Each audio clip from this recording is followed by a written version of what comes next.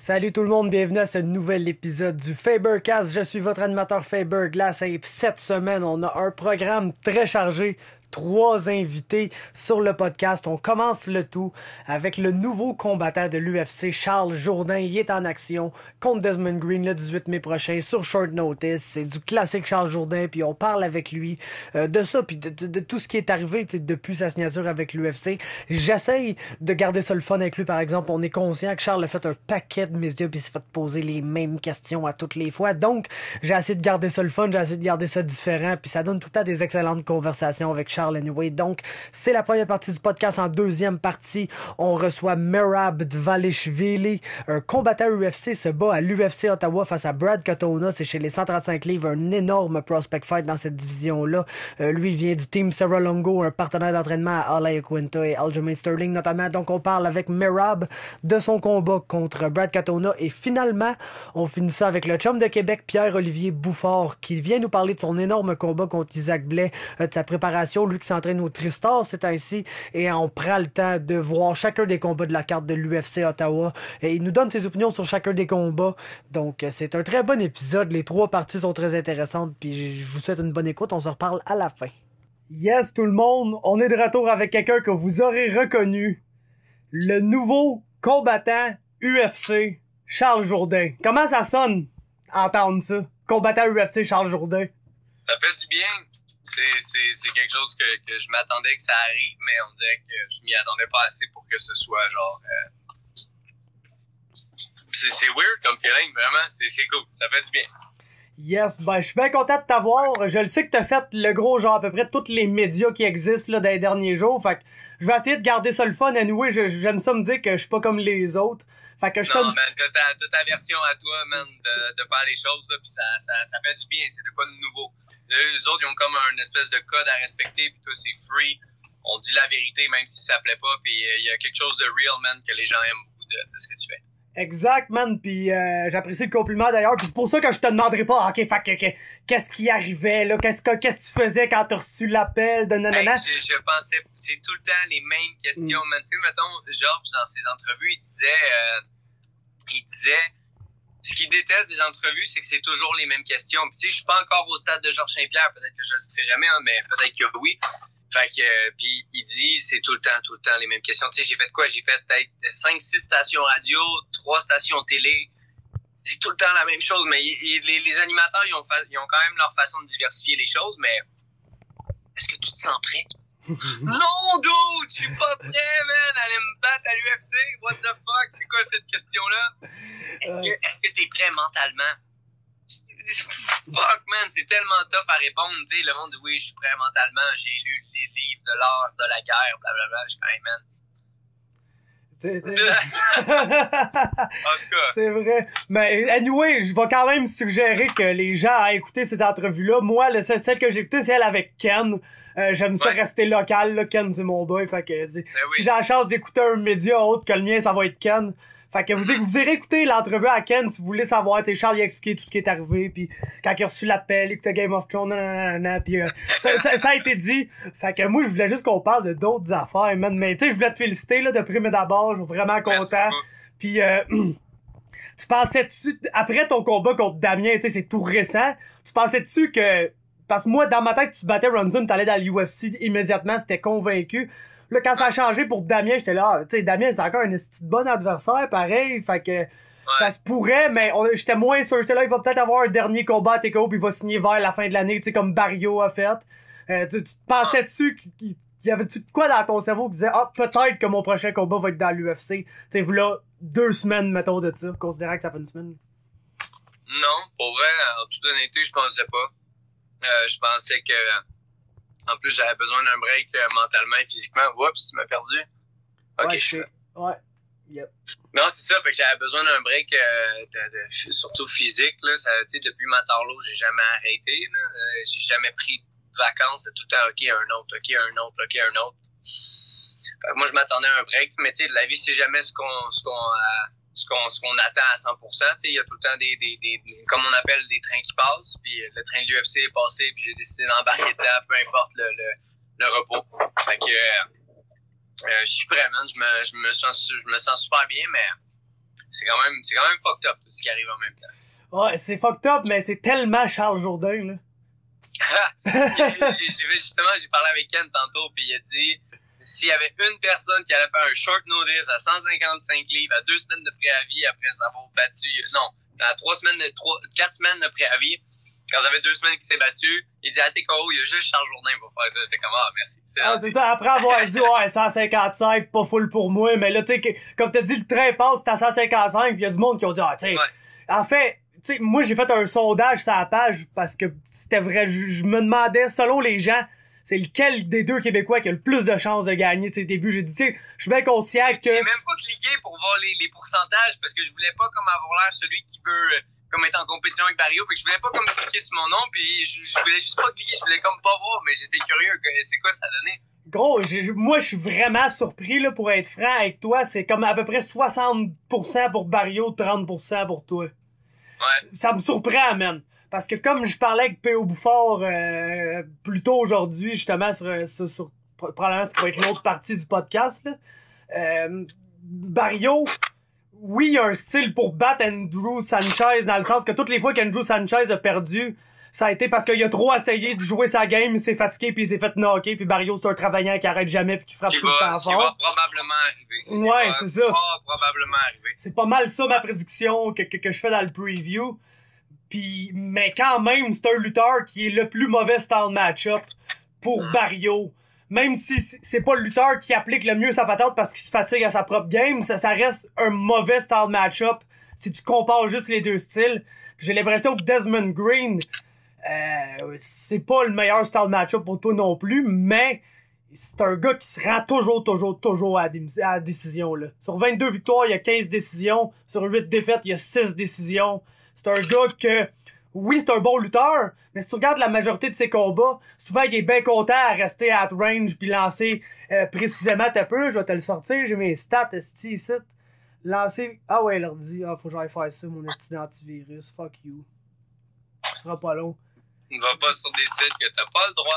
Ben non, faites-en pas avec moi. Fight Metric, man. C'est juste j'ai pas renouvelé mon antivirus. Fait que là, il me gosse pour que je le renouvelle à tout moment. Il lance précisément 3.42 strikes par minute.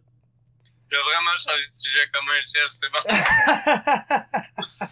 Fait que c'est ça. Tu sais, le gars, tu lances plus que lui, à la base. S'il veut jouer une game de distance contre toi, ça est recolissement pas bien pour lui. Puis on a vu contre Damien que même si t'es possible à takedown, tu travailles mieux que jamais avec tes butterflies, avec toutes tes manières de te relever, puis de juste pas niaiser là, puis... Tu sais, la grosse différence que j'ai vue, moi, dans le combat entre TJ puis le combat contre Damien, c'est que contre TJ, oui, t'essayais, mais il y a un moment, t'avais l'air un peu résigné à ton sort. Hey, je savais même pas c'était quoi un knee shield dans ce temps-là. Je suis content d'avoir appris tout ça, mais tu sais... Ben, t'avais une game de triangle, genre. J'étais persuadé... Pardon? T'avais une game de triangle, fait que t'es genre, le gars, il va lancer des triangles. C'est tout ce que j'avais. J'avais pas l'embarque, j'avais pas de Kimura attack, j'avais pas de guillotine, j'avais fuck all. Ben moi, je me dis, c'est pas grave, il va m'emmener à terre, je vais faire un triangle. Mais c'est pas comme ça que ça marche. S'il y a une de tes armes, s'il y a une de tes pièces d'échec qui est capable d'être contrée, c'est rare qu'il y ait un miracle qui se passe au 5e round, à part si c'était Anderson Silva contre Chael Sonnen. Ça peut arriver, mais en mon cas, c'est pas arrivé. Exact, pis tu sais, c'est ça, t'avais l'air résigné à ton sort un peu. Contre Damien, dès que ça allait être au sol, t'as jamais l'air d'avoir été dérangé par ça. Pis tu sais, tu fais beaucoup de jiu, on le sait, tu luttes comme un malade, tu fais même du jiu en gi pis tout, tu sais, genre de la forme traditionnelle de l'art. Fait que ça paraît vraiment, avec l'expérience, que t'es juste rendu vraiment confortable au sol, même si t'es en dessous, pis que, tu sais, tu te retrouveras pas dans une position où tu vas perdre du moral parce que t'es là pis t'es là, fuck, je gagne pas, tu vas te poser trop de questions pour les questions que tu devrais être en train de te poser, pis juste ça, pis le fait que t'es un travaillant, pis gros, t'es un gars de défi, man, pis tu pognes encore un défi. Oui, c'est à 155 livres, mais moi, je suis capable de tracer des grosses similarités entre tes deux derniers adversaires, là, pour être ben franc avec toi. Deux gars qui ont tendance à se rendre à la décision, deux gars qui veulent striker de l'extérieur ou te take down. Fait que, tu sais, moi, je pense que c'est un meilleur style match-up pour toi que pour Barrio. Fait que j'étais vraiment surpris du poll.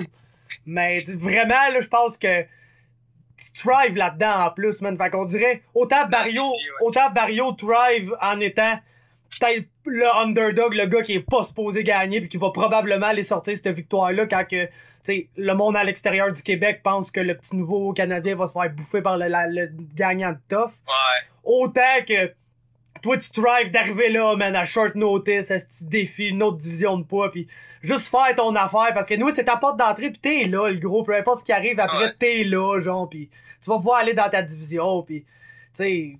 Exact. Fait que je pense que c'est deux bonnes situations pour vous, mais je suis surpris du choix des gens, là, pour être franc avec toi. Ouais. C'est pas grave. Tout le monde a le droit à son opinion. Yes. Hey, si on se fie à Patry, c'est Dana White qui l'a appelé pour lui demander si Charles Jourdain était disponible pour affronter Desmond Green.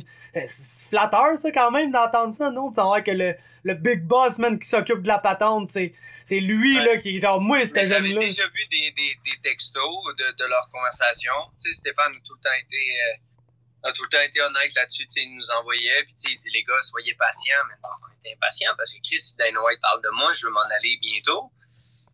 Et là, j'étais super impatient, mais il m'a envoyé des textos, puis tu sais, il y a un moment donné, Stéphane m'a envoyé un texto, puis Patrick dit, tu sais, we have Jesse Ronson, we have Cyril Gann, we have puis tu sais, il fait une liste d'une couple de gars, puis tout ce qu'il a répondu, c'est I'm interested in Jourdain. Là, j'étais comme, wow! Puis ça, c'était mon fight avant Morgan. Fait que là, j'étais comme, oh shit! OK, si Dana White est interested. Après ça, j'ai battu Alex. Puis j'étais comme, OK, c'est quoi les nouvelles? Il dit, attends, sois patient. Puis j'étais quoi, sois patient? Mais OK, mais d'abord, je vais péter Jesse Ronson. Puis là, j'étais comme, c'est nerf. J'ai comme fait une décision impulsive. Parce que j'étais comme, Chris, je vais lui montrer, là, si Dana me regarde, je vais lui montrer que je m'en fous, là, let's go. Là, toute la situation avec Ronson est arrivée. Puis après ça, d'après moi, c'est pour ça qu'il a dit, hey, est-ce que Charles Jourdain veut se battre à 155? Tu sais, le pourquoi je pense que Dana White aura un œil sur moi, c'est que c'est très rare les poids plumes avec un ratio de finish aussi grand en environ une dizaine de combats. J'ai terminé mes 10 adversaires, puis c'est rare à mon poids. Tu sais, la plupart des gars, ça finit beaucoup en décision. Fait qu'il y a peut-être ça qui a joué en jeu pour que j'ai l'attention du président lui-même. Donne-moi 2 secondes. Oh, y a pas de stress, man.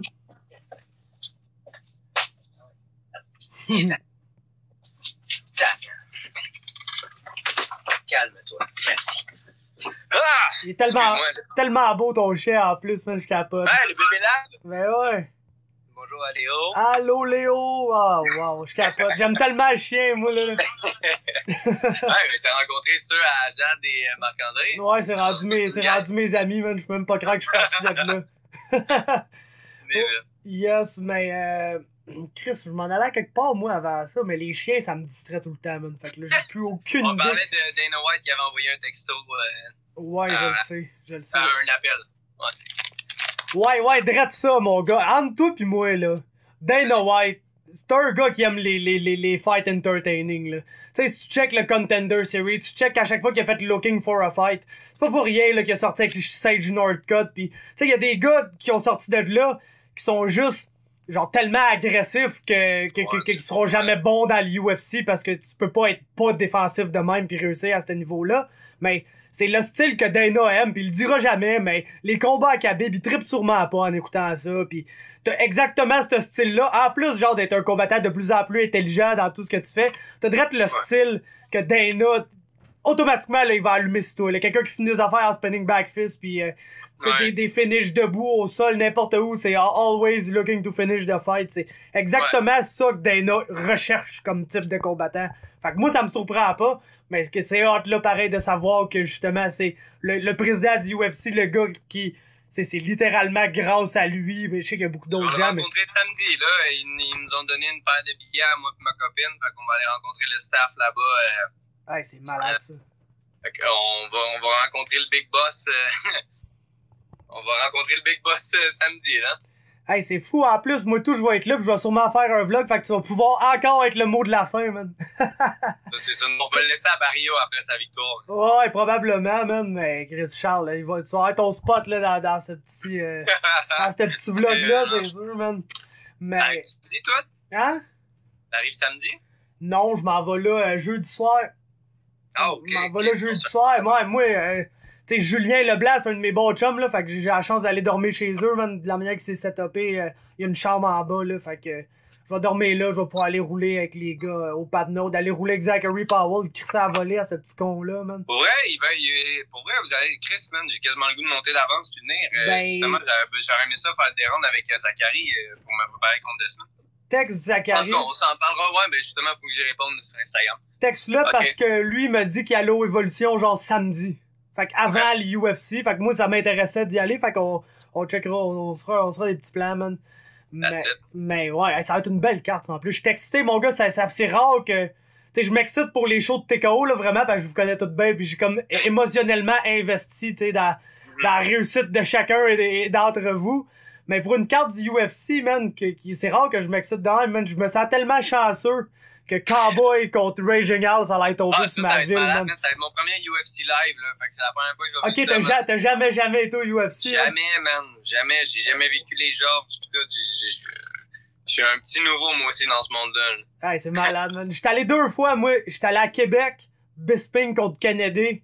C'est la finale de Tough. Il y avait eu Oli à la carte. Il y avait eu Dustin Poirier qui était là, notamment. Je sais que c'était mon gros highlight parce que c'est un de mes combattants préférés. Puis j'ai été à l'autre à Ottawa, qui était Rory contre Wonderboy. On avait été avec la gang à bosser, parce que les autres, les bossés viennent de mon coin. Là, on avait bien des gars qui s'entraînaient au Ultimate Boss avant que ça soit mon gym. Là. Fait qu'on est allé là pour le fight à bosser là, contre O'Connell. Fait que ça, ça va être une carte assez... ouais, c'est clair. Assez mémorable. Là, genre, quand tu vas là, tu vois un contender pour le Fight of the Year. Puis c'est probablement ça qu'on va voir, mais ça va être 5 rounds. Okay.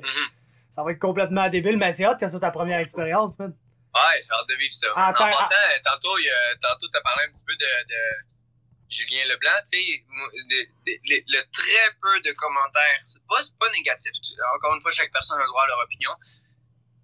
Disait Charles Jourdain, on sait pas depuis DJ comment a été sa lutte. Je vais juste vous rappeler que Damien Lapillus a amené Julien Leblanc, qui est un gars quasiment de 190 livres probablement dans l'octogone, peut-être 185, peut-être 180, mais un gars qui était pas mal plus gros que moi, puis il l'a apporté au sol tout le fight. Fait que tu sais, de là à dire il a pas encore face un autre gars comme TJ, j'ai face Damien, que Damien fait exactement ce que TJ m'a fait, mais à des gars encore plus gros, puis je me suis relevé facilement.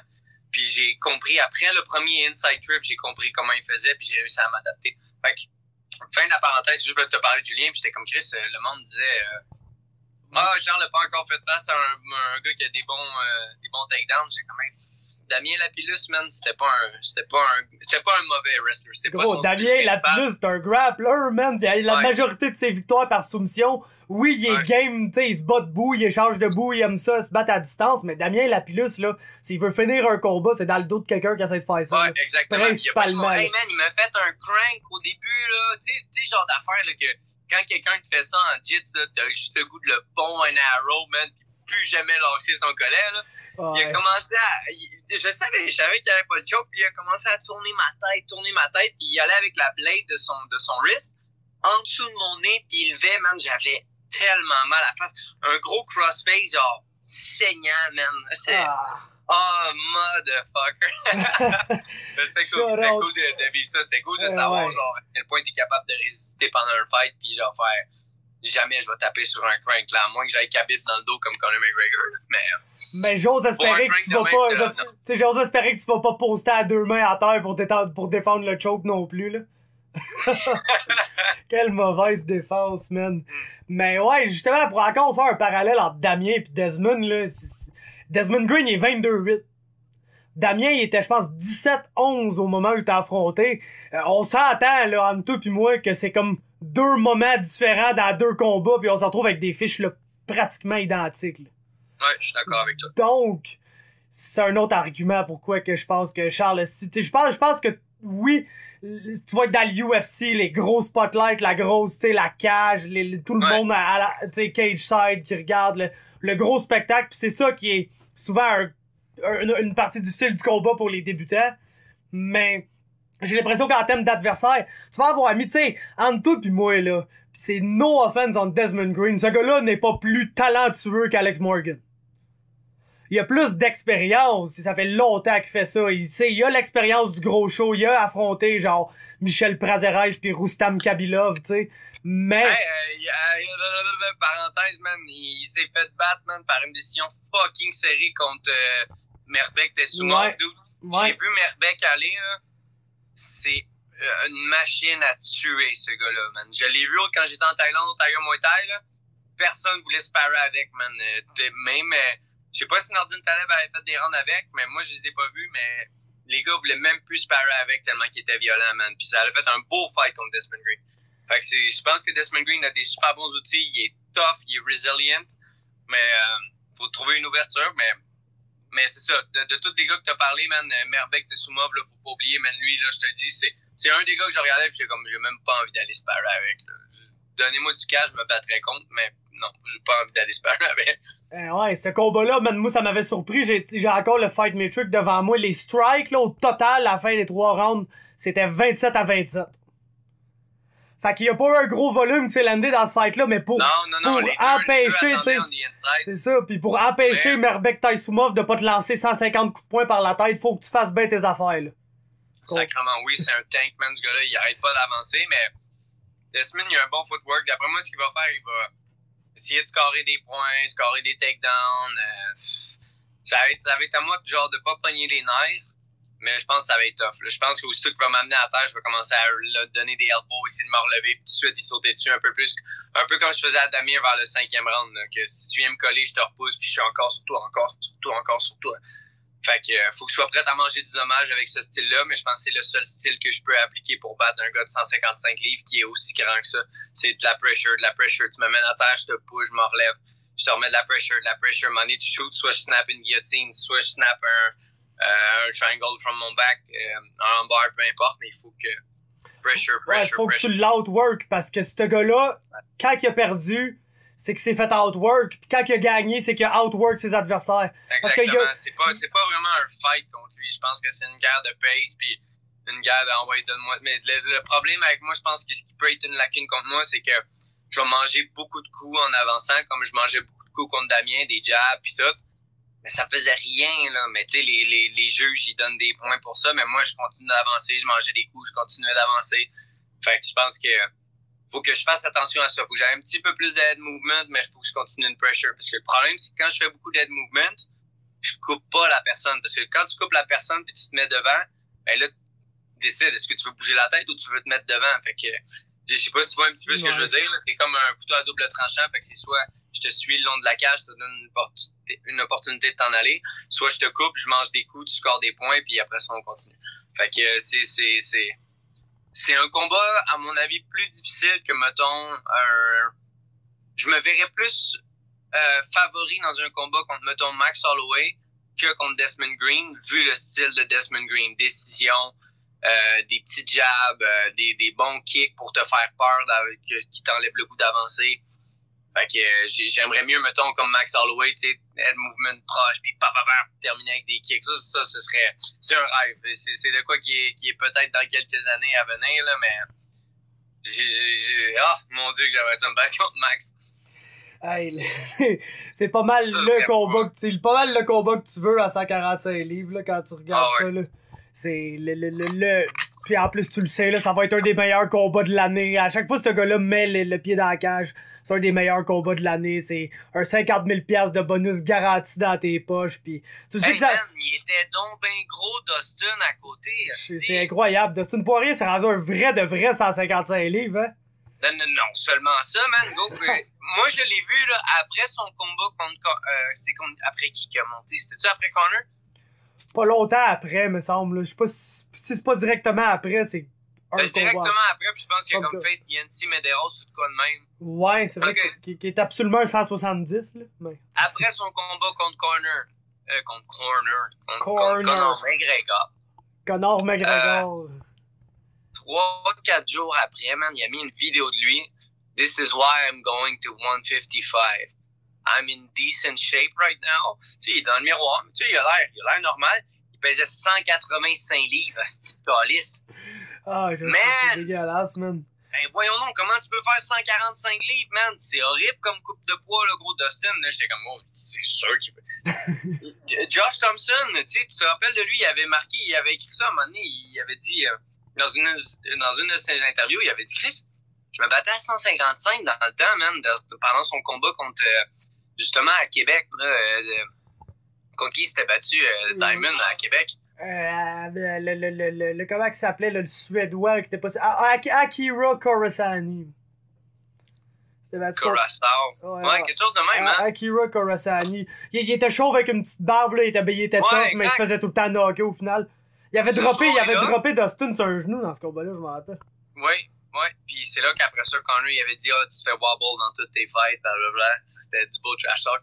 Mais c'est ça, Josh Thompson, il avait dit je me battais à 155, je suis remonté à 170. Dustin était plus gros que moi, man, avant le fight. J'étais là, get the fuck out of here. Puis j'ai vu ça tantôt en plus, c'est ça, et c'est Josh Thompson qui avait dit ça dans une interview. J'étais là, aïe, man, c'est énorme, ça. C'est vraiment big. J'étais en train de checker la carte sur laquelle tu te bats, man, pis c'est quand même une belle carte. Mais y a pas... Ça va être un rêve pour moi de partager une carte avec un des gars qui est une des raisons pourquoi je fais ce sport-là, Rafael Dos Anjos. Ouais, c'est ça, je le sais que c'est un de tes préférés. Tu vas-tu fanboy quand tu vas le voir? Je pense que je vais crier comme une fille qui va Justin Bieber, man. Ah, c'est clair, man. C'est un grand... Ça, moi et tout, c'est un de mes préférés. Ce gars-là, là, il est tellement excellent partout, man. Ouais.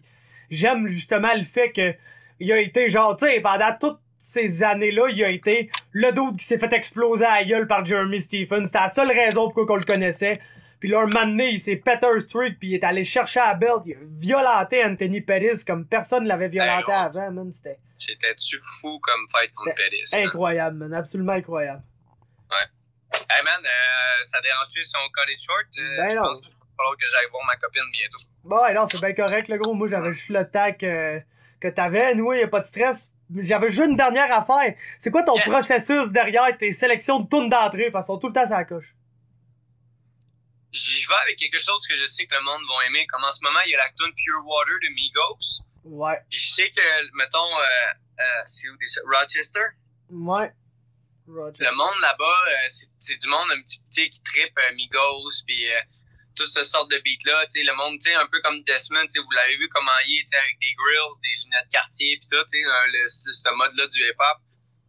Fait que je me dis, crème, si je pourrais rentrer sur Pure Water, la plupart des gens vont faire, ouais, on vote pour l'autre, mais gros, il est badass, le petit gars qui rentre sur cette tune-là. Hein? Je vais comme faire, ok. Mais j'aime la tune, elle a un gros vibe. Sinon, j'aimerais ça rentrer sur PGP de Booba. Ça ferait du gros français, tu sais, pour dire que nous autres, on parle français, man, puis on s'en vient régner. Sinon, le classique, probablement que la journée que je vais me battre à Vegas, ça va être sur soit Rhymes, soit Soulja, tu sais, vraiment pour apporter les racines du Québec jusque là-bas, sans que ce soit du Plume la Traverse non plus, là. Je vais y aller avec du Québécois un petit peu plus hip-hop, un petit peu plus récent. Fait que c'est ça, man, j'ai pas de sélection précise, y a pas une tune qui me met dedans plus qu'une autre.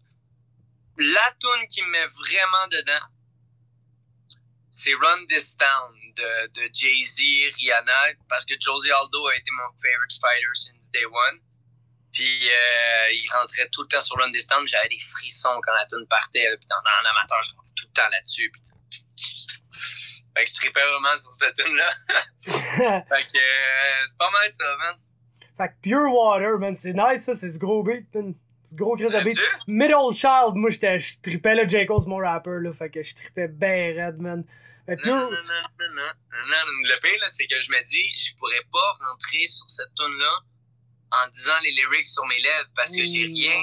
Tu sais, j'ai pas le droit de dire le N-word, man. Non, fait que moi je vais comme My friends are counting me out. I'm counting my boys. Tu sais, il va falloir que je trouve une autre façon de dire le mot, man. Ou sinon, je vais juste fermer ma gueule avant. Je vais profiter de la tonne. Ouais, mais profiter de ton moment, là, le walkout dans l'UFC. J'ai hâte de voir c'est quoi. Ah ouais, exactement. C'est un moment qu'il faudra que tu vives à fond parce que ça va rien que t'arrive une fois dans ta vie, mais t'auras pas une première fois dans l'UFC. Fait que je te remercie, Charles. Je te souhaite d'en profiter. Moi, c'est sûr et certain qu'on fait pas de spécial sur la page, là, genre un live stream, n'importe quelle heure qui est le combat, je m'en calisse. Faire une petite vidéo pour que les gens puissent écouter en même temps que nous, puis réagir, puis vivre tout ça ensemble. Les débuts de Charles Jourdain dans l'UFC.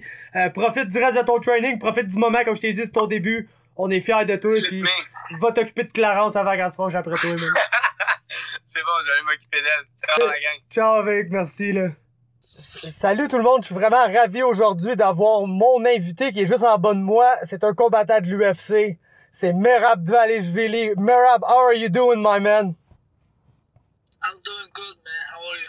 I'm doing real fine. I'm really excited to have the chance to talk to you today. Because let me just say, just before we start, whenever I see your name on a card, I know I just don't miss that card by any means. Because you bring a fast pace, you bring a style of fighting that is never boring. And in each of your fights that I've had the chance to see, it has been amazing. So I just wanted to start the interview that way by telling you that you're one of the guys that I'm always getting excited about. And I'm really pleased that I'll have the chance to see you live. Because you're going to be in Ottawa and you're going to be fighting on the main card of that fight. So just before we get the chance to speak about that fight, I just wanted to take all the way back to the moment that you had the chance, you had Dana White watching you, and you KO'd the best prospect at your weight in All America in 15 seconds with a spinning back fist. That gave you your chance to get into the UFC.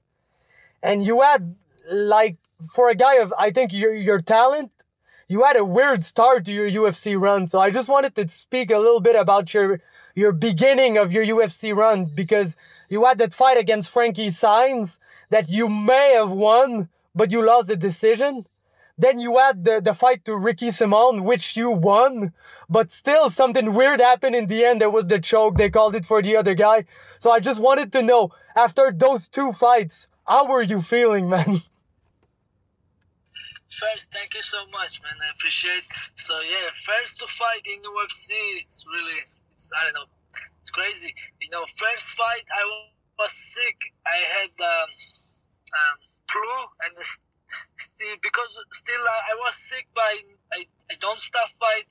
I fight, and I won. But judges stole my and they take W for me. And the second fight, everyone saw something crazy happened. Yeah, that fight, finally I win now. So I'm training hard for win this fight, man. My opponent Brett Katona, he's really good. He's top, and now I'm training hard with my team, Serra Longo, and I'm gonna get one more win in UFC. So. Yeah. And you had the chance to get your first UFC win in your last fight. You fought Tyrion Ware, and it was another good fight, another fast-paced fight. But I think at the end of that fight, there was no doubt, there was no way the judges could screw that fight up for you, and you finally got it done. So was that a relief for you? How were you feeling after getting finally that first UFC win that you probably should have got in your first fights? Right, man. I mean, of course, feeling good, you know, finally, yeah, I win this fight. And, I fight smart, you know, like, no risk at in this fight. But right now, with Brett Katona, I have to throw some bombs, risk, like, I don't know, throw everything crazy, like mix, takedown, striking, like trying all my submissions, everything. So I'm gonna live in everything in a cage, so it'll be crazy. So, do you think that crazy style is something that could give you an advantage against Brad Katona? Because he's good, he's a complete fighter, he's a good striker, he's a good wrestler, but we've seen in his fights that he's more reserved, he's more strategic, more than like real. He doesn't go as fast as you, he doesn't push as much of a pace as you in this fight. So do you think like being crazy, throwing a lot, mixing everything with the takedowns and just doing more than him is the key to victory in this fight? I think, yeah, that's how I should kind of fight, because he's very smart, he's very like gently fighting, he's very careful. I mean, he has everything, but yeah, I'm gonna just I'm good at everything, so I'm gonna just keep press him and then push him and like mix it up, and then I'm gonna fight like like we are fighting. You know? I don't know if you're the type of guy who watches a lot of fights or if you just leave it to the coaches, but I was wondering, have you ever seen his last fight against Matthew Lopez? Have you watched that? Yeah. I watch his fight, yeah. What do you think of that fight? Because I know some people think he didn't win it. No, he win 100%. Even last second, he choked his opponent. So, of course, he he's very smart. He's like he's like combination and step back and combination again, and like he's very smart fighter. So, he's gonna do same thing with me. He's gonna try same thing with me, but I'm not gonna let him do the same thing. I'm gonna press him. I'm gonna, like I said, I'm gonna throw everything, and I'm gonna change his game. Yes. How does Brad Katona compare to your last opponents? Because a read that I got on this fight is that you're both good prospects, but the fact that you have already fought in the UFC and fought like good guys in the UFC. Frankie Saenz, he was ranked. Ricky Simon, he's ranked now. So how does Brad Katona compare to the guys that you already fought on the big stage? Right. So what is your question? How does he compare? Is it your toughest matchup, or you feel like you already have a tougher matchup than him? No. I think he matchup. This is now my upcoming fight. So this is the toughest match for me. He never lost. He has a different mentality. He's smart. He's strong, and his cardio on point. So he has everything. But I'm gonna do something special, which is everyone will see in May 4th. Yeah, I'm pretty sure you got a good game plan because you come from a real good camp. You got Matt Serra, Ray Longo, like in your corner, and you've got real good training partners to get the chance to train with good people at your weight class too. That's a good advantage that you got in the gym. So, do you think that's a big factor in this fight for you? That just your training and the fact that you get those hard rounds every day in the gym? Exactly, man. Exactly. I have many sparring partners, but my main sparring partner is Aljamain Sterling, who's gonna win title soon. He's amazing. So and of course this is biggest factor because I'm training with best guys in best team, Serra Longo team, and that's why it's gonna be something special fight. Yes, it's a fight that we're really looking forward to. It's on the main card, and it's a guy that he's won the Ultimate Fighter. I don't know if that means anything like to this date because it's an old show and much people are even not listening to it anymore. But still, it's a huge matchup, and I just wanted to know. I know you guys you don't like to look forward because you still gotta fight that guy in the cage that night, but it's a good time to be a bantamweight now. With all those people coming up in the division, it's probably like one of the deepest division in the UFC. So, like, yeah, so what's the next move for Merab now that you got the UFC experience, now that you're like one of the guys in that division? Like, what's the next move? First, that's why, because of Brett Katona won the Ultimate Fighter? Ultimate Fighting, championship, undefeated. That's why this is more motivation for me. I know he's good. He never lost in his career, and this is more motivation for me. So, but next, first I wanna rematch with Ricky Simon. I never lost with him, and then I wanna rematch. My guy run for me. Like he don't wanna rematch. I will try to rematch. If not, anyone. I don't care. I just wanna fight. But I wanna good guys like Brett Katona, like top guys. Like I would like to Sean O'Malley. but he already have a fight coming up. If he won this fight, I still want to fight him next if they give me. So I love to fight with undefeated guys and then change them record. Yes. Do you see Ricky Simon as a guy that could get you into the rankings? Because he's there now. He just beat a ranked guy. I think he's in the rankings. So since you did good in that fight, do you see that rematch as like your way to sneak into the rankings of that division? Of course, man. Of course. Yeah. But we'll see what happens. Yeah. I mean, I'm ready for fight. I just want to win every single fight, whatever is in front of me, and I'm going to go step by step, move close to fight title one day, couple years later. Yeah, for sure, man. So I'm gonna let you go, man.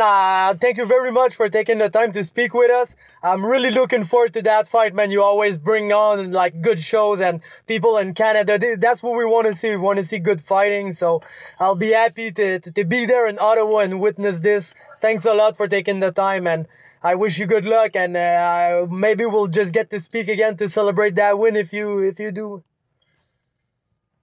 Thank you so much, man. I appreciate it. I see you May 4th. Yeah, for sure. Thank you, Merab. All right. Thank you, brother. Bye.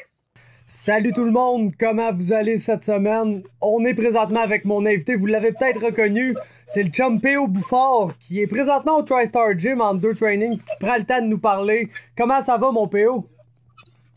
Ça va tout le temps, toi? Ah, super bien, man. On est la semaine de l'UFC Ottawa, on sent que le monde... Et genre, c'est rare qu'on sent qu'il y a comme de l'excitation vis-à-vis d'une carte pis tout, pis en fin de semaine, ça va se passer à Gatineau, pis en tout cas, je sens alentour de moi, tu sais, au gym, quand je vais au cours, tout le monde me parle de cette carte-là pis tout, fait que j'ai hâte de voir ça, man, j'ai hâte de voir les débuts de Barrio dans l'UFC, j'ai hâte de voir tout ça, fait que ça va bien, man, je suis excité cette semaine pour répondre à ta question, là. Tu vas être là en plus, toi? Non, absolument, je vais être là, je vais s'acheter des billets, le jour que c'est tombé en pré-vente, là, on a réussi à trouver le code de la pré-vente, là, fait que... je suis direct dans la section que Marc il avait dit d'être, là, 102, man, fait qu'on va tout être une gang de Mongols, là, pis... on va crier bien fort, je pense que ça va être hot, on va avoir du bon temps, mais... Je voulais qu'on parle de ça aujourd'hui, là, d'ailleurs, mais c'est pas principalement pour ça que je voulais te parler, parce que toi et tout, t'as un big fight, man, pis je voulais savoir, tu sais, comment ça allait, man, à l'aube de ce combat-là, toutes ces affaires-là, se jaser de comment ton début d'année a été aussi, parce que toi, je le sais que, tu sais, ce combat-là contre Isaac, moi, la dernière fois qu'on s'était parlé, tu devais affronter Terry Lemaire. Finalement, on le sait, ce qui est arrivé, ça a pas marché, pis tout. Là, t'affrontes Isaac Blais dans un big fight à Gatineau, dans son hometown. Mais je voulais savoir, avant qu'on parle de ce fight-là, comment ça va, man? Parce que je sais que t'as eu une petite blessure qui a fait que le combat n'a pas pu avoir lieu. Lui aussi, il était blessé, mais je voulais savoir que c'était quoi cette blessure-là, pis comment t'allais, est-ce que t'étais rétabli de ça? Ben, c'est ça, il a fallu que je m'ajuste, là. Dans le fond, ce que j'ai eu, c'est un entorse lombaire avec tous les muscles, là, dans le bas du dos, dans le haut de la fesse, ils ont spasmé. Ça veut dire qu'ils ont jamais, ils relâchaient pas. Fait que, il a fallu que je m'ajuste, là, masso, beaucoup d'étirements, aller au spa, relaxer. Même là encore, là, j'ai pas mal, là, mais si je m'étire pas là, comme il faut, je ressens une petite douleur tannante, là. T'étais-tu un gars qui s'étirait avant ou t'étais pas un gros gars? C'est ça, t'étais pas un gros gars de stretching? Hein? Moi, j'ai embarqué un peu de réchauffement, on embarque, puis après ça, ciao, bye, je suis parti. Non, ben je comprends, parce que moi tout, j'étais un peu de même, man. Juste une petite histoire, tu le sais, tant qu'à parler de ça. J'avais un combat de Jiu au MFL le 20 avril dernier. Puis nous autres, il y avait comme 2-3 personnes du gym qui étaient venues voir. Fait que les autres, on écoutait les fights, ben pin. Puis le gars, il vient me voir, il me dit, c'est toi le prochain, là, si tu veux te réchauffer. Pis tout, je suis, ah non, mon gars, je chill, man. Tu vas me chercher quand c'est à moi, là. Il me check un peu bizarre, man. Genre, ok, c'est bon, ok. Ah, pas de stress, mon gars. J'ai dit, fais-toi ça pas, check ça, là. J'avais déjà mon rash guard pis tout en dessous de mon linge, là. Moi, j'étais prête, là. Fait que là, finalement, l'autre combat fini, il vient me dire, bon, ça va être à toi. Je dis, ok, c'est cool, là, si j'enlève mes shit, je me pointe. Je m'en vais dans la cage, je roule avec le gars pis tout. Ça va super bien. On a fait le 10 minutes, fait que ça a été un draw. Là, à la fin, le dude vient me voir, il me dit, sacrément, le gars, man, je m'inquiétais un peu pour toi, là, j'étais là, tu t'étirais pas, gros, tu t'échauffais pas à rien, fuck all, man, t'es allé là direct, esti, pis Je suis, ouais, qu'est-ce que tu veux, man? Je suis de même, mais on dirait, pourtant, j'ai du cardio, gros, j'ai du cardio à l'infini quasiment quand je me mets à rouler, mais je le sais pas, man, je suis pas un gars d'échauffement, je suis pas un gars je vois pas l'utilité, genre, comme d'avoir chaud pis d'être bien prêt. On dirait, moi, je suis prête, là, gros, je suis prête à rouler, comme, littéralement, à tout moment. Fait que c'est comme, on dirait, je comprends pas, je me suis jamais échauffé de ma vie, je m'étire pas non plus. Je suis calissement flexible en plus, man, fait que c'est bizarre, là, mais je m'étire pas à tout. Fait que, Chris, c'est ça, man, mais c'est sûr que ça doit être bon, se stretcher quand t'as des entorses lombaires, par exemple. Ouais, après, surtout, là, avant, je me réchauffe tout le temps, j'ai tout le temps. Je me bats mieux sur le deuxième souffle que sur le premier, là. Fait que, tu sais, faut tout le temps que je me fasse pomper le cœur un peu avant. Mais après, là, je me tirais jamais. À ce temps, je le fais, j'ai pas le choix. Ah, c'est clair, mon gars, tu veux pas que tu veux pas, genre, réaggraver ça pis que ça devienne vraiment, tu sais, de quoi qui à toutes tes estis de combat, ça te gosse pis ça te suit, tu sais, c'est pas le fun, là, t'es jeune dans ta carrière, tu veux pas traîner une blessure, là, de même, là, que t'as depuis, tu sais. J'ai passé des radios pour être sûr que j'avais pas de disque d'écraser, rien, sinon j'aurais été out vraiment longtemps, là, 6 mois et plus, là. Fait que j'ai eu un peu peur. Yes, mais finalement, tout est pour le mieux, puis tu vas affronter Isaac, c'est dans son patelin, c'était à Ottawa, Gatineau, c'est la même petite place entre vous pis moi, là. Mais bref, c'est un gros fight, man. C'est un énorme fight, là. Entre toi pis moi, là, pour un deuxième pro fight, autant pour toi que pour lui. C'est genre crissement un gros combat, man. C'est quoi tu penses de ce match-up-là, là? Ben, c'est dangereux, là, pour les deux. C'est un défi. Moi, j'aime bien ça, là. Même amateur, là, j'ai pas vraiment eu des easy fights, si on veut, là. Moi, je pense que ma force, c'est sa faiblesse. Fait que, on va y aller avec ça. Puis, moi, je suis prêt à faire 3 rounds à côté, au fond. Le cardio est là, la shape est là, la force est là, le timing est là. En plus, là, ça fait un mois en ligne là, que je viens au Tristar, là, fait que je roule avec les gars tout le temps, pro sparring tout le temps. Je suis prêt, même. J'attends le 24 puis j'embarque. Tu t'attends à quoi de Isaac? Parce que, tu sais, c'est un combattant qu'on le sait, il aime ça se battre debout, il est flashy quand même. Il fait du sol aussi. C'est un combattant qui a pas peur de tout faire, mais toi, tu t'attends à quoi, là, en tenant compte de ton style à toi? Tu t'attends à qu'il arrive avec quel genre d'approche pour ce combat-là? Là? Ben, c'est ça, je m'attends qu'ils veulent rester, exemple, à distance de kick, là, où il va pouvoir setter ses combines puis partir sur ses... Parce que eux autres, je sais qu'ils drillent vraiment beaucoup des combines spécifiques, puis c'est comme...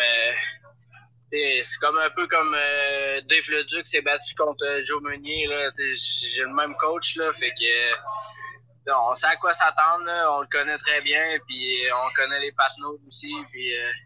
ça va être un bon fight, là. Dans le fond, c'est lui qui va exécuter le mieux son plan de match, puis qui va être le plus près là, qui va gagner, là. Il n'y a pas de secret, là. C'est probablement ça, puis je pense que ça va être un bon combat parce que les deux, vous aimez ça, vous battre debout, vous êtes très bons debout. Les deux, vous êtes bons au sol aussi, d'après moi. Les deux, vous avez comme un combat au sol sous-estimé. Toi, dans ton premier combat, on a vu justement de la façon dont tu te relevais quand même très bien quand tu t'es fait amener au sol, puis on a vu, tu sais, que t'étais quand même à l'aise. Des fois, il y a des strikers qui sont jeunes dans leur carrière.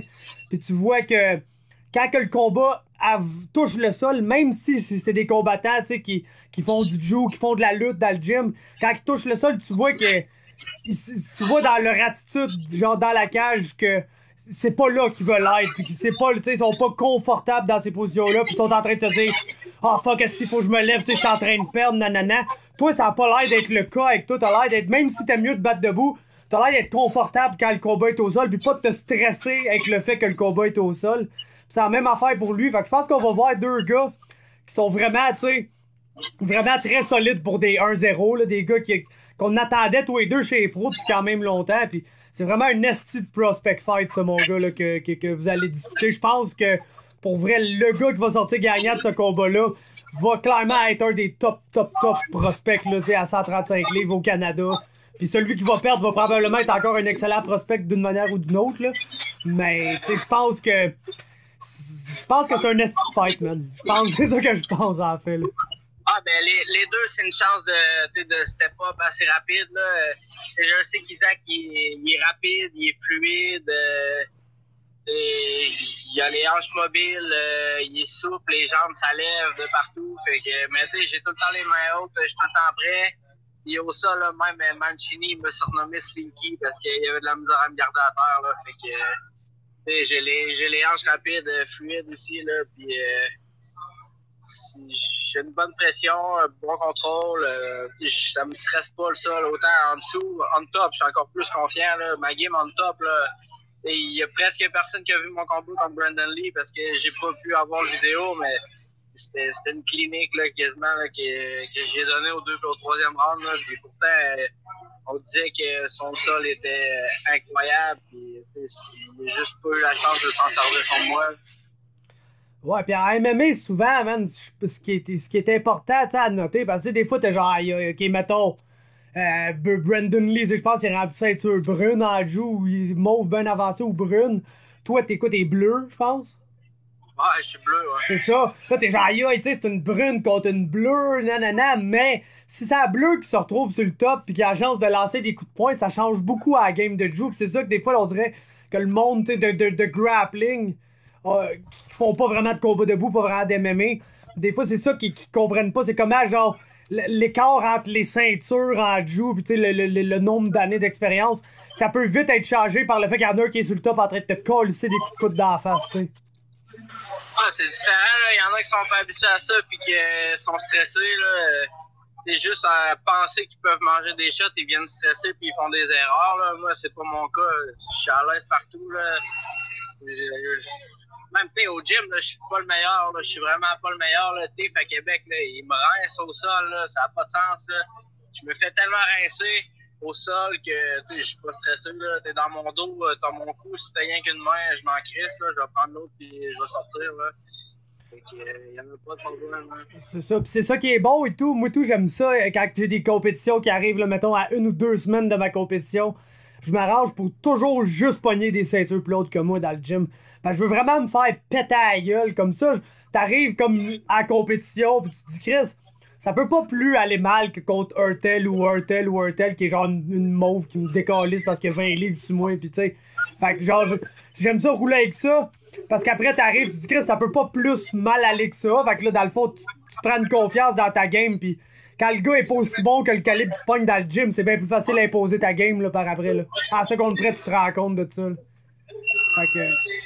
Ouais, pis tu sais, je lutte souvent avec des gars de 170, 175, pis je sais pas, Zach aussi, il est pas lourd, là, il est habitué de rouler avec des gars plus gros, là, fait que je pense que ça fait une différence, là, les deux. Je pense que ça va être un nasty fight, là. Même, je me suis fait conseiller, hein, tu devrais prendre des easy fights des fois, là, dans ton coffre, là. Ouais, ben c'est gros, je voulais te parler de ça, man, parce que, on le sait, il y a des combattants, justement, qui en début de carrière, pas qu'ils veulent des easy fights, parce que t'es TKO, t'en auras pas vraiment. Non, mais c'est ça. Ils veulent. Mais tu sais qu'est-ce que je veux dire pareil? Ouais, mais tu sais, ils veulent, tu sais, genre, hey, gros, tu sais, t'es 1-0, pogne-toi un gars qui fait ses débuts, ou tu sais, pogne un gars, tu sais, des match-ups plus tranquilles. Toi, à chaque fois qu'on s'est parlé, t'as toujours mis ça super clair. T'es pas le genre de gars qui a vraiment envie de niaiser avec ça. Toi, pas mal n'importe qui tes games. C'est pas parce que t'as juste 2 ou 3 combats que, tu sais, tu vas refuser un gars avec une fiche pis tout. Fait que je me demandais, tu sais, je sais que vous aimez pas ça regarder en avant, là, parce que c'est un gros fight devant toi. Mais si tout va comme prévu, si le game plan marche pis tu sors de là avec la victoire, c'est quoi le prochain step, man? T'essaies-tu d'être un peu comme Matteo Vogel pis de te ramasser dans des gros fights tôt dans ta carrière? Non, peut-être pas Vogel. J'ai pas d'adversaire précis en particulier. Je ne sais pas pendant ce qui va se passer après. C'est sûr, il reste encore un combat à mon contrat. Fait que c'est sûr, on va checker pour négocier un autre contrat. Là. J'ai pas l'intention d'arrêter. Puis je vais un fight à la fois. Puis tu sais, je suis pas innocent. Là. Je prendrai pas n'importe qui juste pour prendre n'importe qui. Là. Je vais prendre un gars que j'ai une chance, mais je prendrai pas un easy fight non plus. J'irai pas prendre un exemple Xavier Alaoui tout de suite. Là, j'ai mes gars avec la semaine passée, puis il est clairement supérieur à moi. Ouais, je suis pas fou non plus. Xavier, il peut se battre avec. Tu sais, Xavier, il est dans la catégorie des Manus, Lapillus, Jesse Arnett, Josh Hill. Tu sais, c'est que ces gars-là qu'il faut qu'ils se battent. Ce qui est hot à TKO, c'est que t'en as de ces gars-là, mais t'en as un esti de paquet des comme toi, des gars avec genre 2 à 3, 4 pro fights là, qui sont là, qui sont bons. Fait que je pense que les options sont pas mal infinies pour toi là, après ce combat-là. Peu importe ce qui va arriver. Il y a plein de noms. Plein de noms quelconques, mais je voulais parler justement, tu vas au Tristar. Pis tout, ça doit être de la bon training, ça pour toi, ça doit être bien gros à ajouter à ta game, ça. Ouais, c'est sûr que ça ajoute beaucoup, là, la qualité, les gars sont forts, là, les gars sont bons, puis à Québec, moi, ce qui me manque, c'est des partenaires, là, j'en ai 2 qui sont bons, mais ils sont pas actifs, ils sont pas tout le temps là, ou ils sont moins intenses, fait que ici, on fait des rondes, on fait des swings tout le temps, des short tanks après, ça arrête plus, là, fait que... C'est avec qui que tu t'es entraîné que t'as le plus impressionné à date au Tristar? C'est lequel que t'as fait genre oh shit, ça c'est un niveau incroyable? Oh shit, ben là, c'est ça. J'ai roulé avec Oli Aubin, là, mais c'est pas la. Il est gros en crise pour moi, fait que je peux pas comparer, mais je te dirais, Xavier Alaoui, c'est un des meilleurs que j'ai pogné là, de mon pot. Là. Lui pis Eman, là. Ouais, Eman aussi est assez solide, c'est le cas de le dire. Justement, je pense qu'on va se mettre à parler de ça. Je le sais, t'es un gars qui écoute le UFC pis tout. Fait que je voulais qu'on parle de la carte, là, vu que dans le fond, le podcast va sortir le matin de la carte. Fait que les gens qui écoutent ça samedi veulent sûrement entendre parler de l'événement d'asseoir. Je vais dire, Chris P.O. il connaît ça, man. Fait qu'on peut parler de ça avec lui. Fait qu'on fait quoi? Je te nomme chacun des combats sur la carte. Puis tu me donnes une petite pensée. Si ta pensée, c'est je le connais pas, celui-là, j'ai rien à dire, ben c'est ça, puis on passe à l'autre, c'est bien correct. Mais je voulais que tu me dises ton opinion, dans le fond, comment tu penses que ça va se dérouler pour chacun des match-ups de la carte. Parce que c'est une belle carte, il y a des Canadiens quasiment dans tous les combats, puis les combats qui n'ont pas de Canadiens, ben c'est des gros combats là, dans ces divisions-là. Donc, le premier combat de la soirée, c'est dans ta division de poids, Mitch Gagnon, qui fait son retour après quand même une longue absence. Puis il affronte un autre Canadien, un gars de l'Ouest, je sais pas si t'as déjà entendu parler de lui, Cole Smith. C'est le champion BFL, il est 6-0. Donc c'est Mitch Gagnon, Cole Smith, premier combat de la soirée. C'est vrai que l'expérience de Mitch, je pense qu'il va être capable de s'ajuster. Même quand je me suis battu contre Dorian, juste qu'est-ce qu'il disait dans le coin, les ajustements, là, et d'après moi, il va être bon pour s'ajuster. À moins qu'il se fait passer en KO, là, au premier round, là, je pense qu'il va être bon pour s'ajuster et aller faire ce qu'il faut pour gagner. Là. C'est sûr que quand tu regardes les fiches des gars, t'as un 12-4 pour Gagnon contre un 6-0 pour Cole Smith et il y a une couple d'années d'expérience de différence entre les gars. Ouais. Clairement. Sinon, le deuxième combat de la soirée, ça, c'en est un qui m'excite. C'est un combat poids lourd. Arjun Boulard, le Canadien d'origine indienne, qui est un lutteur, qui est un excellent lutteur. Qui je pense, a déjà été pour le team olympique, mais je pense que c'est un gars de reserve ou quelque chose de même. Il affronte Juan Adams, l'autre poids lourd, 5-0, qui est aussi un lutteur Division 1 All-American, mais un gars genre de 6-5 qui coupe pour faire 265 livres. Donc un esti de match-up de lutteurs qui savent lutter à heavyweight, je pense que ça va être bon, ça. Ben, je connais pas les deux. Fait que je vais te dire l'américain. Ouais, tu checkeras ça, man. Juan Adams, il est hot. Tu l'as peut-être déjà vu, là, il est au contender. Il est vraiment grand, il a un afro. Il a un drôle de style, man. Il est vraiment cool. Ça va être un des bons combats. Ensuite, Matt Sells, un gars du Contender Series, contre Kyle Nelson, le combattant canadien de la région de Toronto. Tu as dit c'est Matt Schnell? Sells, pas Schnell, Sells, ouais. Je connais pas les deux non plus. Je connais pas. Carl Nelson, moi je le connais, c'est le premier pro fight à Mick Dufort, man. Quand il avait genre 18 ans ben pile, tu l'as envoyé contre Carl Nelson. Ça avait pas super bien été, mais Mick c'est un tough. Fait que... Ensuite, Nordin Taleb contre Carl Prepolek sur short notice. Taleb là, il est sharp en tabarnak. Oh ouais. Pis c'est contre un gars qui va vouloir changer de bout avec lui, pis qui est, tu sais, Prepolek prend ça short notice, c'est le champion 165 livres au BTC. Mais le gars, tu sais, dans l'UFC, ça va être un 155 sûrement, là. Fait qu'il va avoir comme un très gros gars devant lui en ordine, là. Ça va être un... C'est un combat d'entrée, là. Le gars rentre dans l'UFC sur short notice, il a sa chance, mais je pense pas que personne s'attend à ce qui se passe avec celui-là, vraiment, là. Ouais, pis droitier-gaucher, là, il va être direct dans la jambe forte de Taleb, là, fait que moi, je pense que ça va faire mal, là. Même s'il bloque, là, C'est pas son dernier, l'autre d'avant, là, il a gelé le gars puis il l'a pogné direct dans la garde. Là, fait que je pense que ça ne durera pas longtemps celui-là. Yes. Ensuite, Eman Zahabi, justement, face à Vince Morales. Je vais avec Eman, un retour d'un gros code, presque un an passé. Là, il est prêt, il est sharp. Ouais, je pense que j'y vais avec Eman. Hein. J'ai eu la chance de parler avec, j'aime ça comme, de la manière qu'il a parlé, tu sais, c'est comme il y a du monde des fois, mange un cône même, puis là ils se remettent en question, ils sont genre hey man, j'ai-tu vraiment envie de faire ça, pis tout. Lui, il a eu une suspension obligatoire, mais le premier jour que ça a fini, il était dans le gym, il a pris du temps pour genre travailler sur ses affaires et tout, fait que j'aime vraiment sa mentalité, je pense qu'il est dû pour un gros rebound là, dans ce combat-là, man, je pense. J'aime son style, là, il met beaucoup de pression, j'aime vraiment son style, il a une black belt au sol, fait que il est sharp. Ouais, ça va être dangereux partout pour son adversaire, qui est un bon combattant d'ailleurs, quelqu'un que justement Eman met beaucoup de pression. Vince Morales, il a vraiment pas peur de se faire reculer le dos à la cage puis de juste lancer un esti de gros overhand là. Fait que je pense qu'on va avoir des beaux échanges à ce combat-là. Sinon, le dernier combat des prelims, c'est Sarah Morris face à Macy Chiasson. Ah, Macy, man. Ouais. Ah ouais. J'ai écouté Ultimate Fighter, là. Ouais. Je connais pas l'autre, là, mais c'est pas grave. J'y vais avec Chiasson. Hey, Macy, en plus qu'elle a réussi à faire 135, là, c'est vraiment une asti de grosse personne à ce poids-là. Le genre de fille de 6 pieds, là. Oh, oublie ça, c'est une grinder, là. Elle arrête pas. Elle met pression, elle strike, takedown, head pressure dans la cage. Ouais. Yes. Fait qu'on passe à la main card, puis on commence avec le combat que tout le monde veut entendre parler, tout le monde de ce combat-là. C'est Marc-André Barriault, Andrew Sanchez. Ouais. Je vais y aller avec Barriault.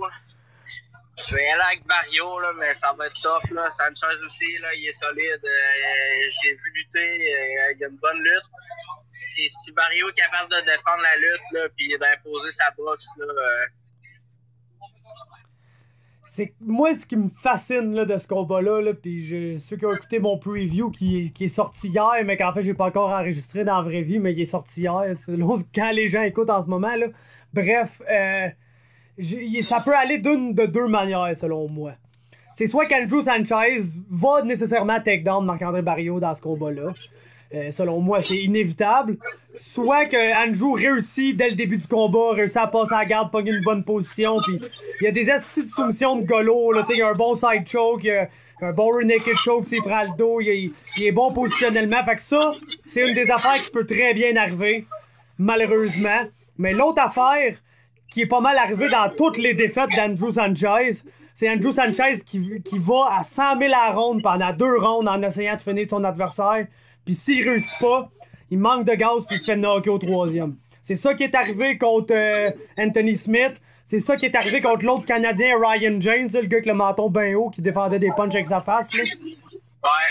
Fait que, tu sais, on s'entend qu'autant on peut s'imaginer Barriault se faire takedown puis se faire un peu dominer au sol. On peut imaginer que l'affaire qui fait que Sanchez perd la majorité du temps est exactement la chose dans laquelle Barriault excelle. C'est-à-dire avoir du cœur, jamais arrêter de travailler, puis toujours frapper fort pendant 15 minutes. Ouais, c'est ça, Barriault, son plan de match, ça va être de défendre la lutte, là, de le faire payer côté énergie, de faire dépenser, mettre de la pression sur la tête, pour qu'il force, pour qu'il se brûle, là, finir au 3e. Là. Moi, j'irais avec un take-out, Barriault au 3e round. Là. Ouais, je pense que c'est pas mal ça la prédiction de mon côté, moi, avec. Là. C'est sûr qu'il y a un peu de... Tu sais, il y a du côté de moi qui espère vraiment que Marc-André va gagner ça de façon absolument dominante, là, mais c'est sûr, Chris, c'est mon ami, j'ai envie qu'il gagne, je l'aime, mais je suis conscient de l'ampleur du défi, man. D'ailleurs, j'étais surpris sur ma page, j'ai fait un petit sondage, je me demandais, d'après vous, c'est lequel des Québécois qui a le plus de chances de gagner son premier combat entre Charles Jourdain et Marc-André Barriault. J'ai été vraiment surpris de voir que c'est quasiment 60% pour Barriault, contrairement à 30% pour Charles. Puis on dirait que moi, je pense vraiment à l'inverse, là. Ah, mais l'adversaire de Jourdain, je pense qu'il est plus solide que l'adversaire de Barriault, là. C'est sûr que Jourdain, il a la flamme, il y a de quoi de spécial là, qui fait qu'il il pourrait surprendre tout le monde. Là. Mais Desmond Green, c'est pas le dernier venu. Là. Non, man. Mais moi, la manière que je vois ça, c'est que Andrew Sanchez a exactement le style qui va faire chier Marc-André Barriault. Desmond Green, tu sais, c'est un bon lutteur. Oui, il y a des credentials en lutte pis tout, mais si tu regardes la majorité de ses combats, ce qu'il aime faire, c'est être at range, lancer son jab, puis un 1-2 une fois de temps en temps, mais si ça va comme Desmond Green veut que ça aille, ça va être un slow-pace kickboxing match à distance pendant 15 minutes, puis c'est juste pas une bonne idée de faire ça contre Charles Jourdain, là. Non, Charles, il va casser ça, c'est sûr, il va casser le beat, là. Il va arriver avec il va closer à distance avec des steps ou des spinning, 1-2 spinning comme il a fait à Morgan. Là. C'est sûr, il va trouver une manière de casser le rythme à Desmond. Exactement, puis tu sais, Desmond Green, je pense qu'il est 22-8, quelque chose comme ça. Puis tu regardes Damien Lapillus, je pense qu'il était 17-11 avant de pogner Charles. Fait que quand tu regardes ça bien comme faut, entre 22-8 puis 17-11, là, c'est deux moments dans un combat qui se passent différemment, puis c'est des fiches presque semblables. Fait que j'ai comme l'impression que Charles a déjà un peu eu le défi Desmond Green à Lapillus, qui est un gars qui veut striker à distance ou le takedown, genre. Fait que j'ai l'impression que Charles, il a déjà vu ça. Je ne sais pas si Marc, il a déjà vu un lutteur du calibre à Andrew Sanchez. Fait qu'on dirait que c'est pour ça qu'on dirait favorise peut-être plus Charles par rapport à Marc, mais je pense que les deux ont des bonnes chances de gagner d'une manière comme d'une autre, mais j'avais l'impression que le match-up était plus gentil pour Charles un peu que pour Marc. C'est littéralement le mauvais style match-up pour Marc-André Barriault. Là. Un lutteur, là, c'est vraiment... Tu sais, un lutteur All-American... Ouais, ça dépend, il travaille fort, mais le jour qu'il va pogner un gars qui a les credentials à Yoel Romero, tu sais, ça va être difficile, là. Non, mais c'est ça, pas mal pour tout le monde. Pour tout le monde, mais c'est ça, fait que c'est pour cette petite parenthèse, là, j'avais l'impression que le match-up il était plus facile un peu pour Charles que pour Marc, mais ça a l'air que le monde pense le contraire, fait que Chris, tant mieux, moi j'espère que les deux vont gagner anyway. On passe à l'autre combat, c'est un autre combat de poids lourd, c'est Walt Harris qui affronte Sergei Spivak, ça c'est un nouveau, là, c'est un russe, même moi je sais pas c'est qui, fait que... Je sais pas, moi je dirais avec le nouveau, là, Harris il m'impressionne pas bien. Non, c'est ça, on dirait que Harris c'est une machine à perdre, genre. Même quand ça va bien, il trouve un moyen de se faire disqualifier ou faire une estie de connerie, genre, pis il perd, pis... Ah, c'est sûr. Fait que c'est ça qui arrive avec ça. Sinon, là on tombe des gros combats, là. Un de mes combats les plus attendus sur cette carte-là, c'est chez les 135 livres, Brad Katona contre Merab Dvalishvili. J'y vais avec Brad. Pour vrai, là, c'est un gars que j'aime vraiment beaucoup. Là. J'aime son style. Il est bon. Là. Il est excellent. Là. Ouais, vraiment un gros prospect canadien, ça, Brad Katona. Puis en plus, on l'a comme vu dans son dernier combat. Ça a pas vraiment bien été dans son dernier combat pour lui. Mais Chris, il a réussi à faire assez pour aller chercher ce fight-là. Fait que tu le vois que même dans l'adversité, il sait comment faire les petites choses pour sortir de ces combats-là gagnants. Même quand tu checkes le combat pis t'es genre Chris, man, je sais pas s'il gagne. Genre à la fin, pourtant il y avait aucun doute qu'il avait gagné genre ce combat-là. Fait que il est bon, non seulement il a un bon style, il fait tout bien, mais il sait faire les petites affaires qui font qu'il gagne ces rounds-là, justement. Là. Ah, c'est sûr, des fois, ça prend pas grand-chose pour gagner un round. Hein. La différence, je le sais, je l'ai vécu tellement dans ma carrière amateur que des fois, même quand ça va mal, t'en fais juste un petit peu plus, là, puis ça fonctionne. Là. Yes, fait que Brad Katona pour toi. Sinon, un autre combat qui va être absolument ridicule, Cobb Swanson, Shane Burgos. Je sais pas. Je sais pas. Je vais dire Swanson. Ah, c'est le pic du cœur, ça, c'est sûr, man. Moi, tout, j'aimerais que Cobb gagne, mais on dirait que moi non plus, je le sais pas, ce combat-là. Burgos, les fois que je l'ai vu que ça allait moins bien, c'est que c'était contre du monde qui essayait de mixer des takedowns. Je vois pas vraiment Cobb vouloir tant le takedown que ça. Je pense juste qu'ils vont se carrocher des taloches par la tête pendant 15 minutes, pis c'est rendu là quand t'as deux bons strikers qui se tapent sa gueule, ça peut vraiment aller d'un côté comme de l'autre, là, fait que... Je sais pas trop pour ça. Sinon, co-main event, Derek Brunson contre Elias Theodorou.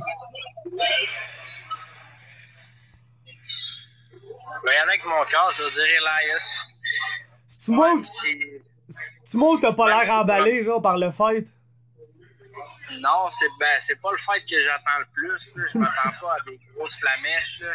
Surtout Elias, c'est pas un gars qui va aller pour t'arracher la tête. Là. Fait que, mais Bronson, il cogne dur quand même. Là. Fait que c'est dangereux. Là. Ah, c'est le genre de combat qui va être vraiment dangereux pendant 2 minutes et demie. Puis après ça, ben si Elias fait comme Elias fait, ben on risque de... Non, c'est ça. Il va aller chercher à l'usure. Là. Il va grinder. Puis... Ouais, ben c'est un bon lutteur, Brunson. Fait que je pense que ça peut être compétitif comme combat, mais c'est vrai que surtout sandwiché entre Swanson Burgos puis le main event, c'est genre ça sonne un peu pause pipi là, malheureusement. Ouais. Fait qu'on va en parler de ce main event là, c'est épique, man. Je peux pas croire esti, que ça tombe sur nous autres ce combat là, c'est 2 de mes combattants préférés. Je veux littéralement pas qu'aucun des deux perde parce que je les aime les deux à côté. C'est Reginald, Donald Cowboy Cerrone. Comment tu vois ça aller, man? Ben, je préfère Cowboy, hein, sauf que je pense que Al va gagner. Je sais pas de quelle façon, là, mais Cowboy, c'est un guerrier. Mais je pense que Al, il va en faire juste un peu plus là, pour aller chercher la victoire. Là. Même par décision, je pense. Ouais, probable, ça me surprendrait pas que ça soit une décision, moi non plus. Mais tu sais, c'est vrai que Reginald paraît bien après avoir battu Kevin Lee encore, man. Est-ce que c'était beau ce combat-là? C'est comme. C'est là que tu t'es rendu compte que dans le fond, tout le temps, pendant le combat contre Khabib, que je me disais, aïe, on dirait que Khabib niaise, man, pis qu'il rend ça trop serré. Finalement, c'est peut-être juste parce que Reginald était crissement bon, genre, pis que Khabib, il avait pas le choix de prendre ça de même, tu sais. Fait que. Sûr que Reginald est impressionnant. Moi, c'est un de mes préférés. Là. Depuis son entrevue où il a engueulé le public de l'avoir hué, là.